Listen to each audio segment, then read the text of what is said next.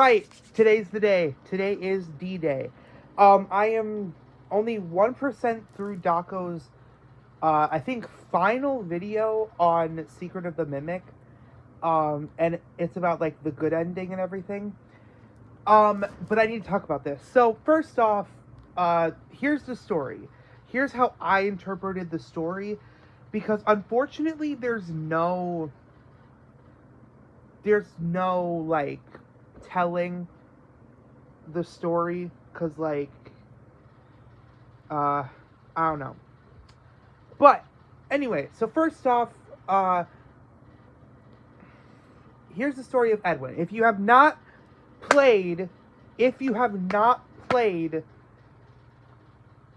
or watched or whatever, if you have not consumed any Secret of the Mimic anything, please go play the game yourself or watch somebody play it through, whichever one.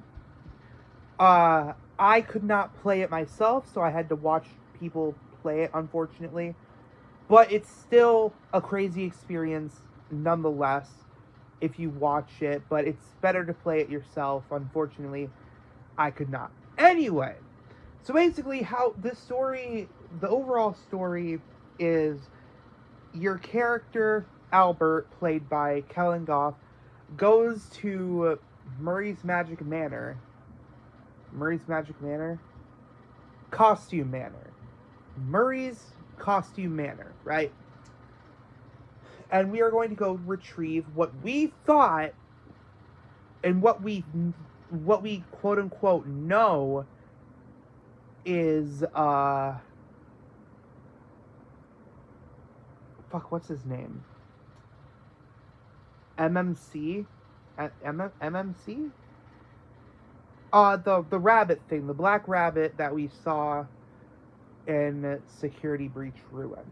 Sorry, I don't remember the name exactly. But obviously we run into a bunch of problems and all of that. And the place ends in a blaze of glory. Well, like blaze of pain, really. But what people miss. Now, do not quote me. I could be completely wrong.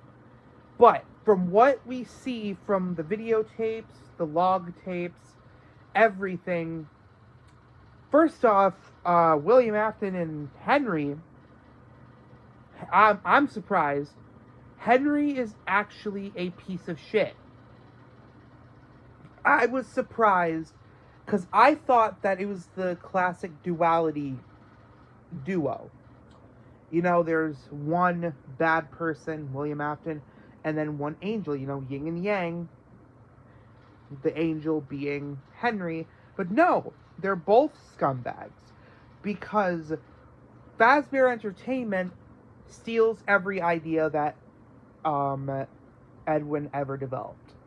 And we see this actually early on because we get confirmation that that alligator that we saw is Monty. And Fazbear actually was not lying about the origins of Monty when we were on the roller coaster ride in, I think it was Ruin?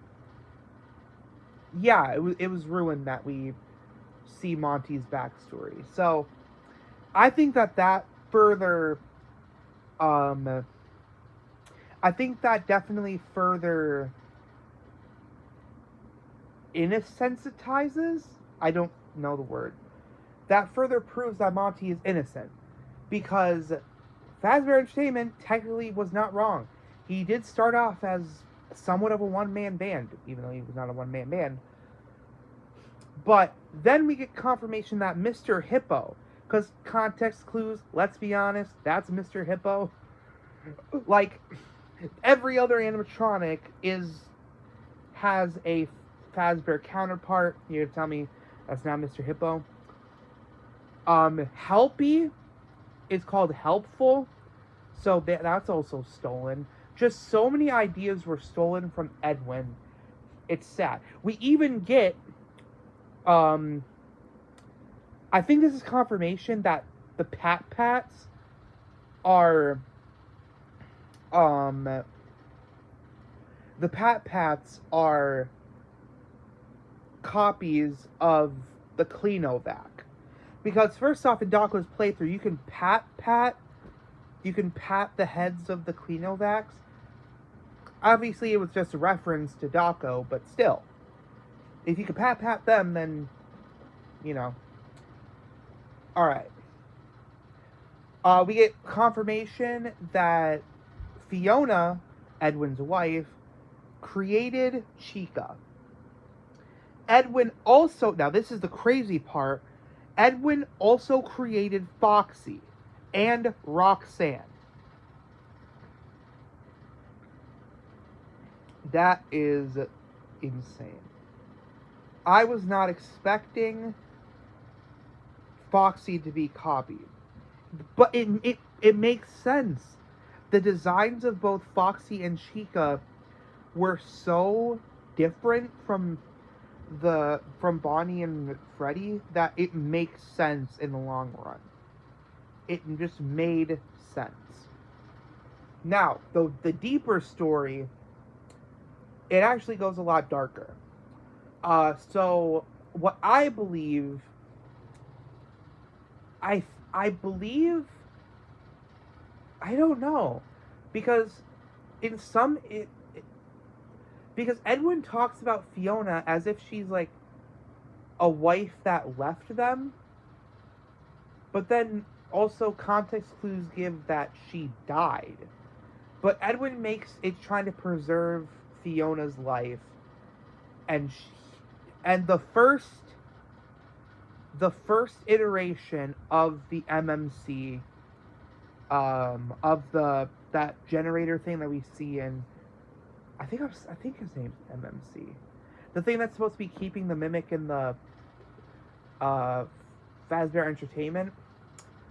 It's confirmed that the prototype of that was to preserve Fiona. Right? It preserves Fiona, and Edwin, is trying to just like keep everything together for David. So that's what I took from that. Another thing is that when we go deeper, if you choose not to give the device to Andy, that's what Doc will call them. If you don't give the device to Andy, you go down deeper and we find out that we go to the area that's like a replica of Freddy Fazbear's Pizza. Obviously, this is the prototype area. We get confirmation that Edwin made Spring Bonnie and Fredbear, because you get into these suits. Also, Monty was also a Springlock suit at one point. That's fucking insane. And also, there was a dog animatronic named Bub. So, is that... I mean, it's confusing, because that makes me think that the photo back when Sparky was a thing, I almost think that that's real now. Because this is confirmation that not only did Monty exist, but a dog animatronic existed at some point before Freddy Fazbear's Pizza. This is all insane. But what I don't see people pointing out is Dispatch, Andy, being weirdly robotic. Like, when you're driving to the place, it's a little bit robotic, but I think that's just because our trust issues with Hand Unit. Like, it's Hand Unit's voice, so it's like, oh, it's robotic, but really it's kind of human. But then when you get deeper into the pizzeria, or into the manor, it gets weirdly robotic, almost as if something's mimicking it. And I think that on the drive there, on the drive to the manor, and when we're on the surface level of everything, I think that that's real Andy. But when you start getting deeper into the thing, and your first encounter with the mimic, the Mimic is listening in on your conversation with Andy. Because he's like peering through the window within the elephant costume, and that's how he copies Andy's voice. And then the rest of the time, we're hearing Mimic talk to us through Andy's voice. Now, you may be asking, is there any further evidence? If we go back to nearing the end of the game, when you're in the pizzeria replica, he says something weird. He says, if the power shuts off, he says something around this realm. I don't know exactly what he says, but he says something along the lines of, if the power goes out, we'll both be trapped down here. Down here.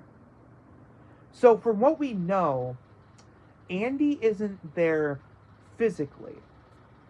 So it's weird that he says we'll both be trapped down here. And that tells me the Mimic is mimicking Andy. Now, you also may be asking, well, the Mimic is bloodlustful. The Mimic wants to kill people, so why would the Mimic try to drive you away by giving the device to the real Andy? Well, we also got to remember, the Mimic is mimicking a child. The Mimic is trying to mimic David more than anything. So, and when children are scared, they 9 times out of 10 want to be left alone. Especially at the time when David's death, he wanted to be left alone. Kids, when they're scared, at a bigger age, want to be left alone. So the Mimic is scared because he hasn't come into consciousness up until recently.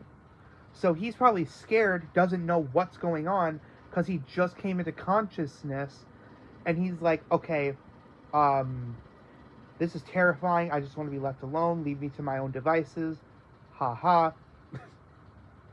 And he's trying to drive us away. Now, I could be wrong about that. I recognize that I could be absolutely wrong about that. But the evidence is just there, dude. Overall, I will be giving my review of Secret of the Mimic whenever people come out with like more secrets, because I want to give my full analysis of Secret of the Mimic as a whole. So when there's secrets, because I like to add in the secrets, because I think secrets are important to a game too. Yeah. So, that's it. Overall, I enjoyed Secret of the Mimic.